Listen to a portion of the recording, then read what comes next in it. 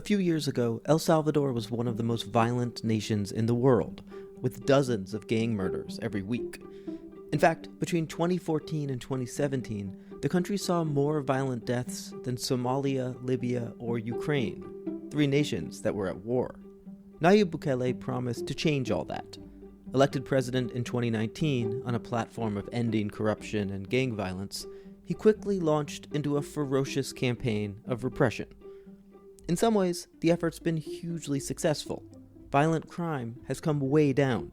But El Salvador has also turned into something of a police state, with reports of forced disappearances, innocent people thrown into overcrowded prisons, and a crackdown on free reporting and public information. That's the world Maryland resident Kilmar Abrego Garcia joined just a few weeks ago, when he was swept up by the Trump administration without a hearing and flown to a maximum security Salvadoran prison, reserved for what the government there describes as terrorists. Until a U.S. senator was able to visit with him last week, no one in the outside world knew for sure if he was even alive. And it's a world my guest today, Neil Brandvold, knows well. For almost a decade, Neil lived and reported in El Salvador, making news documentaries for outlets like Al Jazeera and the New York Times. And he's seen closely how the country, now suddenly making front-page headlines in the U.S., has changed. Neil, thank you so much for being here.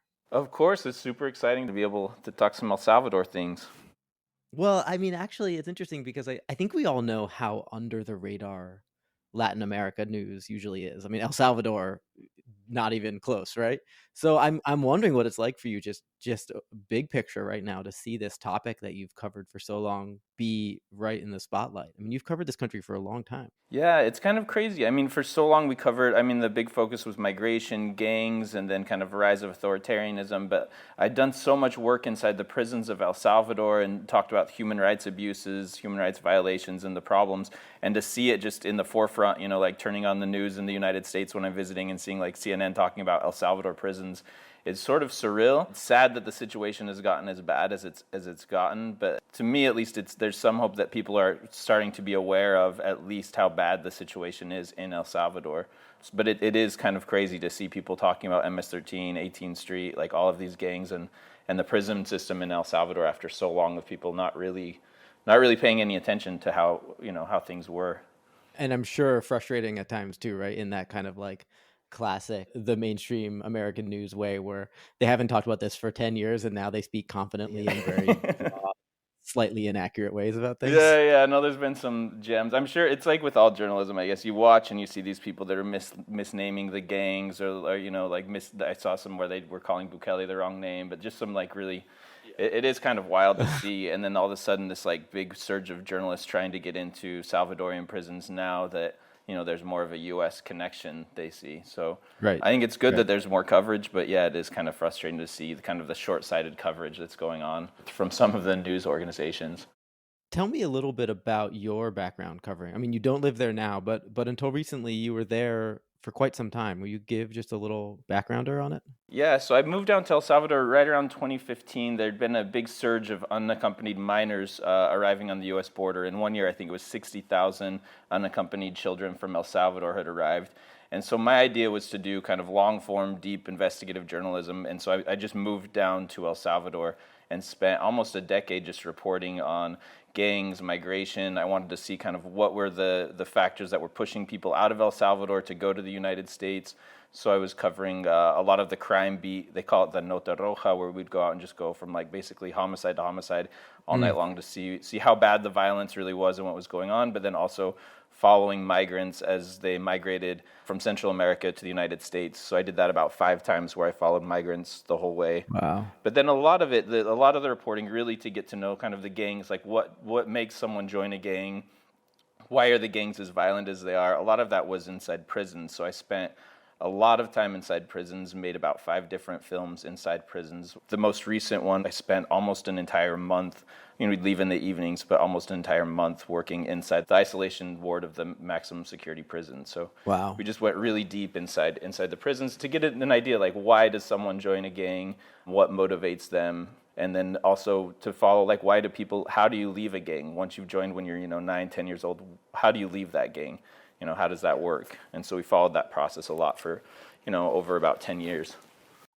I think an important part of understanding where the country is now and how Bukele has become the figure that he is probably understanding just how violent it was in those days, right? I mean, I think this is a real true phenomenon that it was insanely, insanely violent. There's a line, you have an interview in the Fault Lines piece you did last year with Carlos Martinez, who's a journalist from El Faro.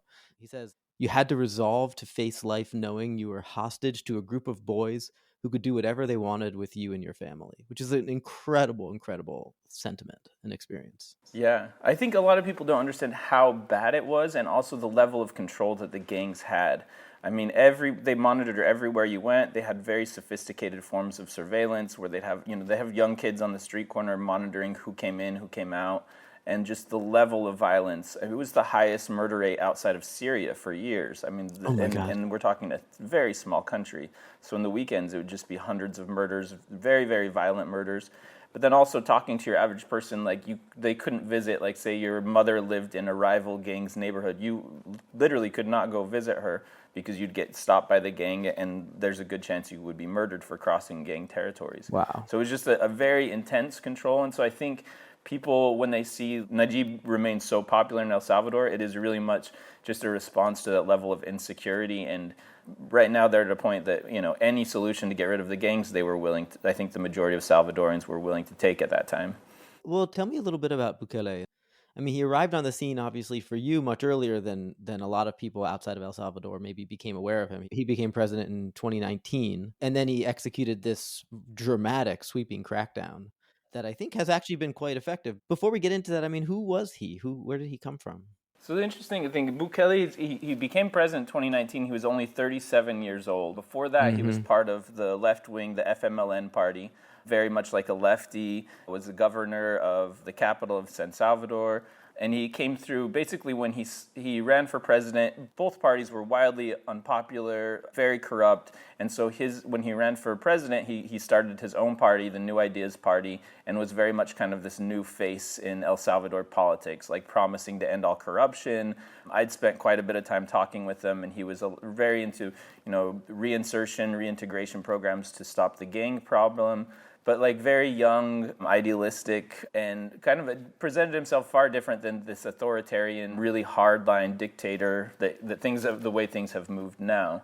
I mean, I was so struck you were there for this interview that you did with our mutual friend Ben Solomon at the New York Times in 2019 with him during the presidential campaign. He says, I mean, it's sort of amazing listening to it now. He says that the gang problem in El Salvador is not a crime problem, it's a social problem. I mean, it sounds like something you'd hear from the Democratic Party in America, and yet it's so different from what he actually did.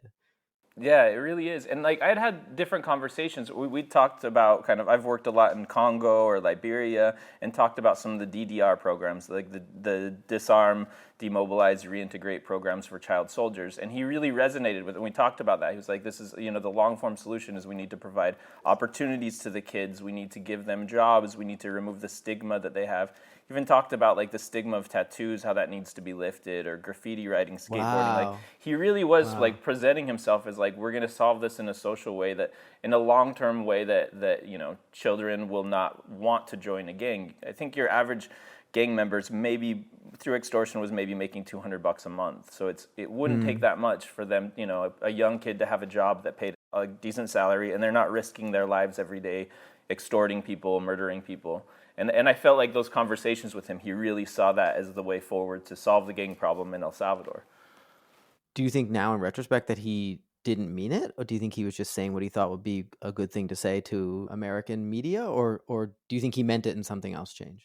I think he was a bit naive. So what we know from a lot of the reporting, El Faro's done a lot of the reporting, and then the Bukele, early on, every politician in El Salvador had to negotiate with the gangs. If you were going to have a political rally in a neighborhood, you paid the gang extortion money so that there wouldn't be violence at your party. On every level, the gangs were involved in the political life. We know that Bukele at some point around 2020 was negotiating with high-level gang members, and the normal negotiation is, we'll give you some money inside prisons, we'll give you better conditions, a list of different things, and then you lower the homicide rate. And so it becomes this situation where the gangs, to negotiate, murder a bunch of people in very public places, and make a show, and then the government will negotiate. And that's kind of the back and forth that historically has always happened, and happened with Bukele at the beginning. But then it was March 2022, the gangs really came out hard, and in one weekend killed 92 people in very public ways. And I think that's when Bukele decided we're not negotiating anymore, we're just going to be iron fist, and started the state of exemption that we've been in for 3 years now. But it really kind of was sparked with these murders in March.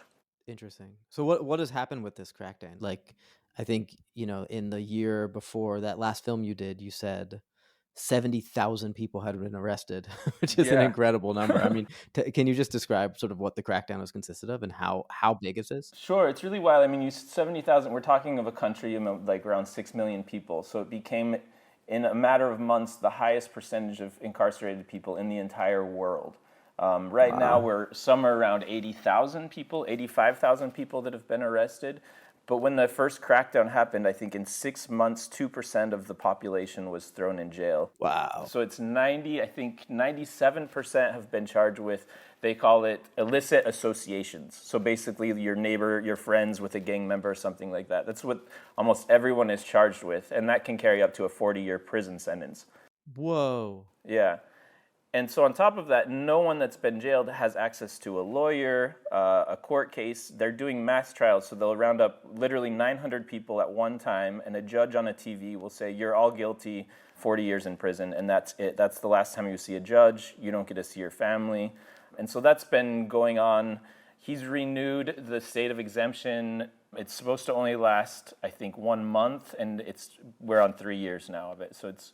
and the other thing that really affected us is part of the state of exemption, the state of emergency, said that it was illegal to interview gang members. And so any journalist that interviewed a gang member would be sentenced to 15 years in prison. And a lot of our work is interviewing gang members to understand what's going on. So there was a lot of pressure put on the journalists. Most journalists' phones in El Salvador were hacked with Pegasus. And the main outlet, El Faro, that we just talked about, was forced to relocate their offices to Costa Rica after a series of threats. So, like the journalists as well, it's really difficult to work in El Salvador. And I'll just add one last thing on that, has been the human rights organization. So there's been, as Bukele has started rounding up these people, he's started also rounding up people critical of his regime. So there's like 21 very famous human rights defenders in El Salvador that are now in prison with no access to a lawyer, in jail with, a lot of these gang members and everything. So it's really kind of just spiraled over the last few years. I mean, I want to ask you about what the experience of doing journalism is like down there, but I think let me come back to that if that's okay, because I think part of what you're just describing in terms of who gets arrested and who it's illegal to associate with and who it's illegal to interview, it relies on this notion of who is a gang member. And a lot of your reporting, I think, has shown that term can be applied very, very loosely. Yeah, I think there's different levels of it. I think most gang members that I've interviewed join the gangs when are forcibly recruited in most cases around 8 or 9 years old. So they'll have older gang members will come and tell them, your job is to sit on the street corner and send a WhatsApp message to the gang of every car and every person that enters the neighborhood. Under Bukele's definition and under the state of exemption, the age has been dropped to 12, where you can be charged as adults. So a lot of these kids who were forced to just send messages, for instance, are now labeled gang members. But it also makes you think, like, what option does a young kid have? And they're not many. Sure. The other thing is one of the biggest indicators were tattoos. So anyone with a tattoo was rounded up and thrown in prison pretty quickly. But it's interesting that the gang members had stopped tattooing years ago. They'd stopped tattooing their faces.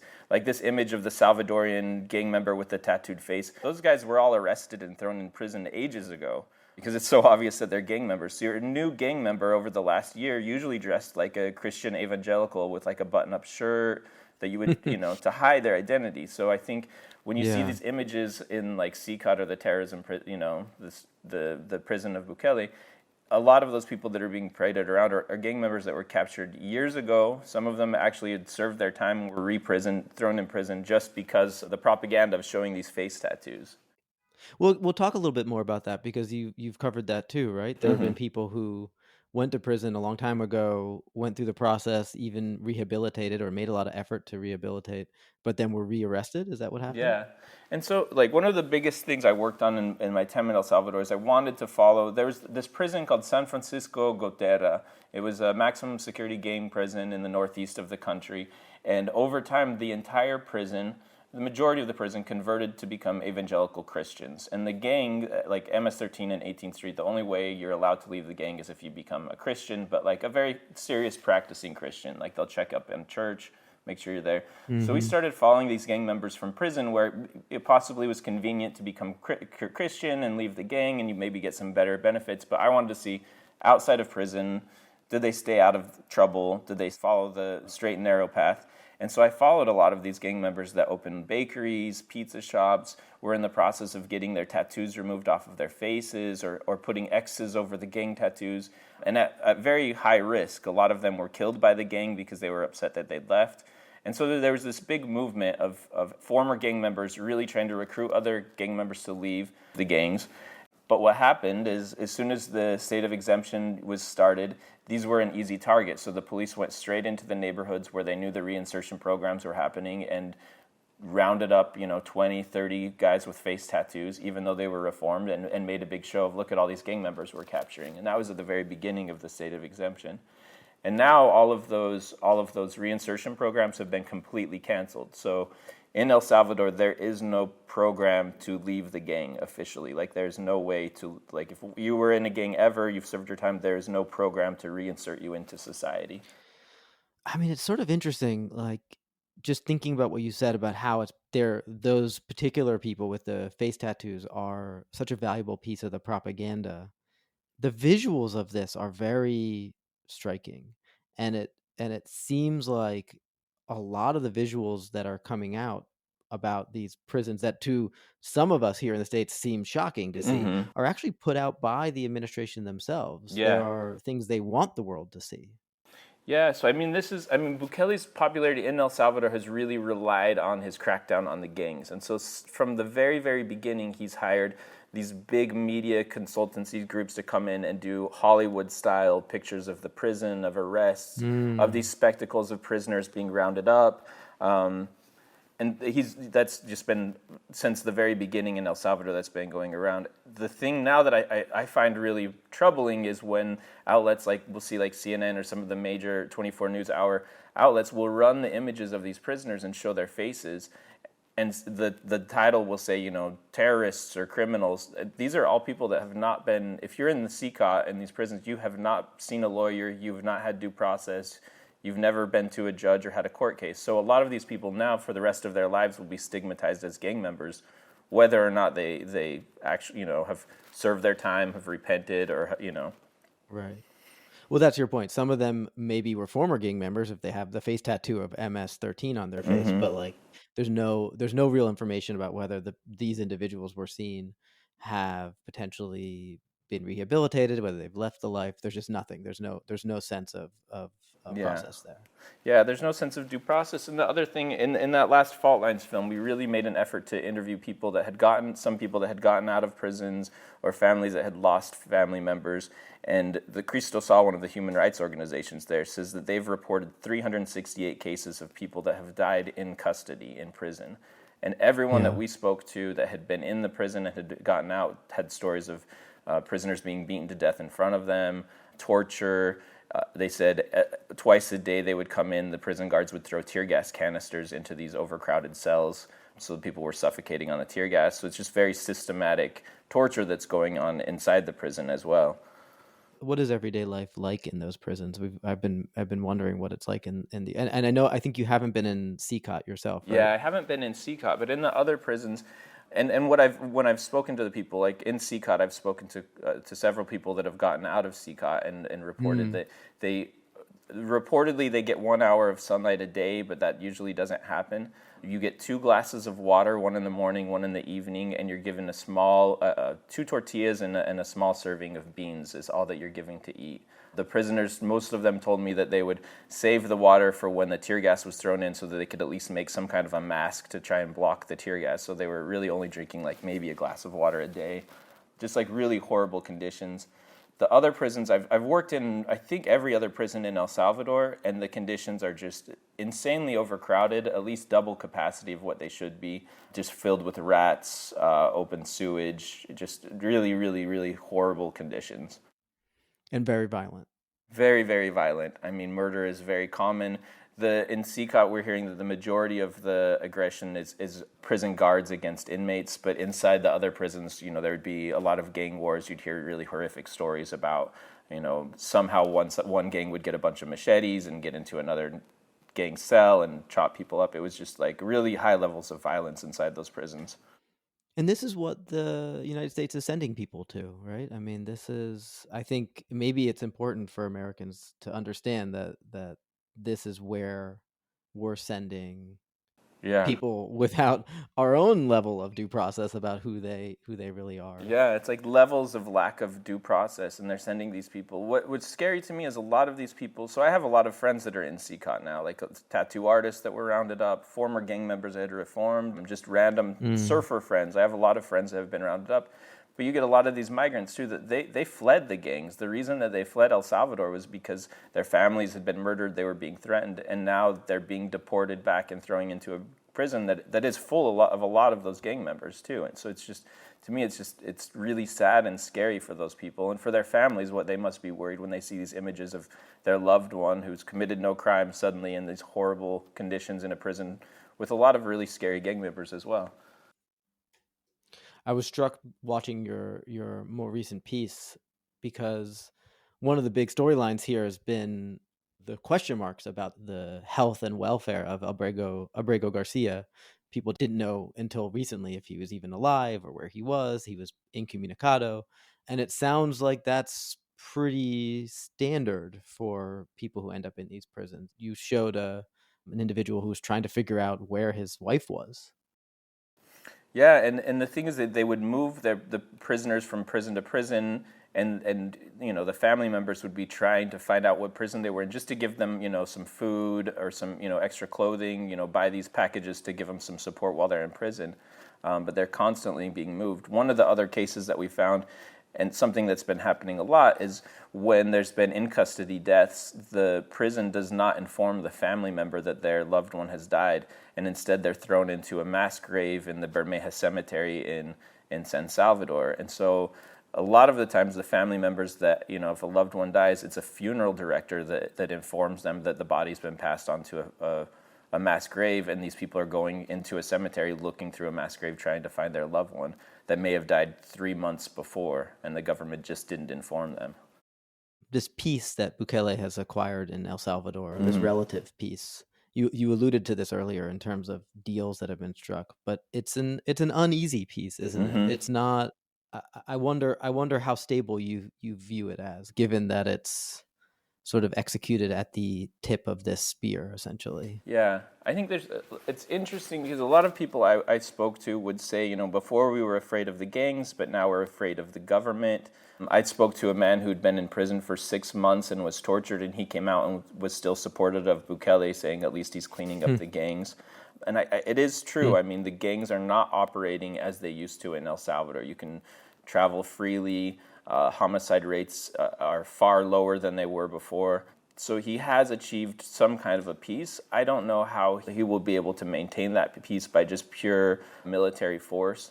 He's already changed the Constitution. He's been elected to a second term, which he shouldn't be able to. According to the Constitution, he shouldn't have been able to run again, and has been changing the Supreme Court. So I think my concerns is that this spirals into more of a military state where Bukele doesn't leave, similar to other leaders in Latin America.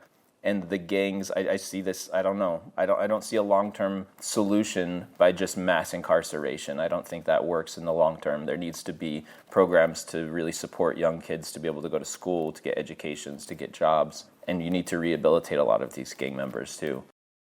Well, all the things he said when running for president in 2019 that he was going to do.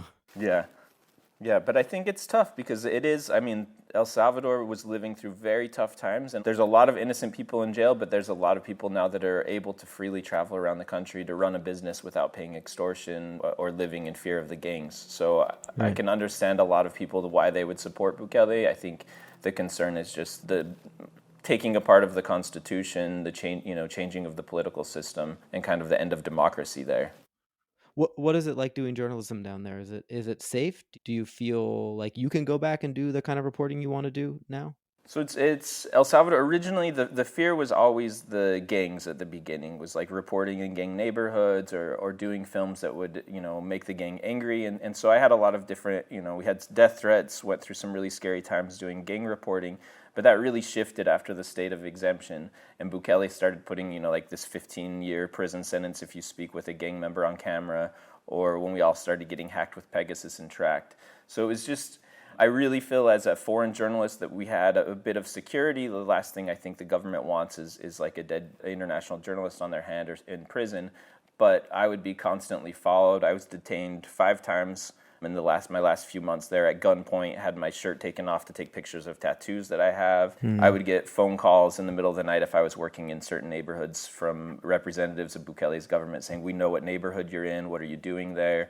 There was just a high level of kind of paranoia and surveillance that was going on all the time. So I've gone back to do some work, but it's definitely, like a lot of the people would say there, the fear has changed from the gangs to really to the government.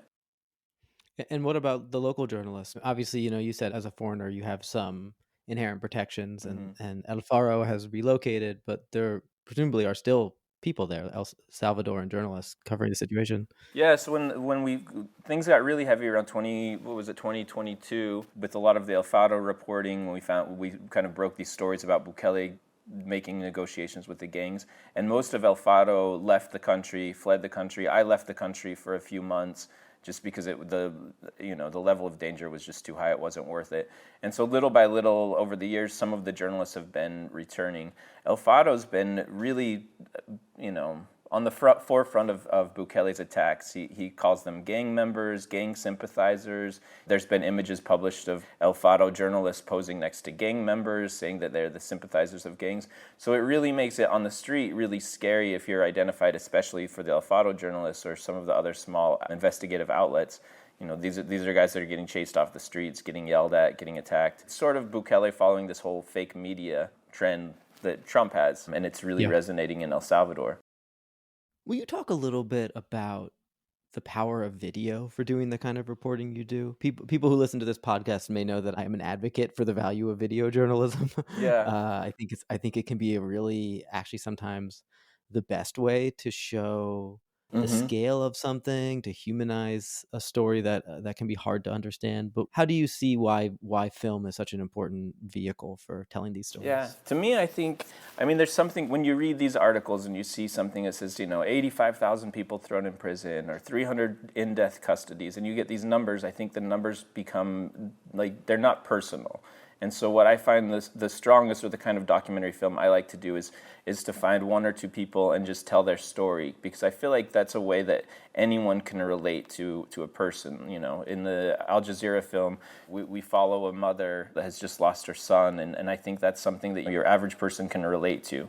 And so I think for me, that's the power of video, is that it's a way for us to connect and to be kind of insert ourselves into the lives of these people and see what they're going through. That you don't get sometimes through written pieces or just photographs. I think it gives you an extra way to connect emotionally with people in these kinds of situations. I also find even some of the propaganda videos that they put out have, at least for me, the opposite effect. Yeah. They feel very dystopian, and words can describe it, but seeing the way that human beings are being treated in this system has a real powerful effect on me, at least as a viewer. Yeah, and I think it's interesting to see the reaction to people that see. To me, it breaks my heart every time I see the way these prisoners are just thrown around and put on TV as this big spectacle.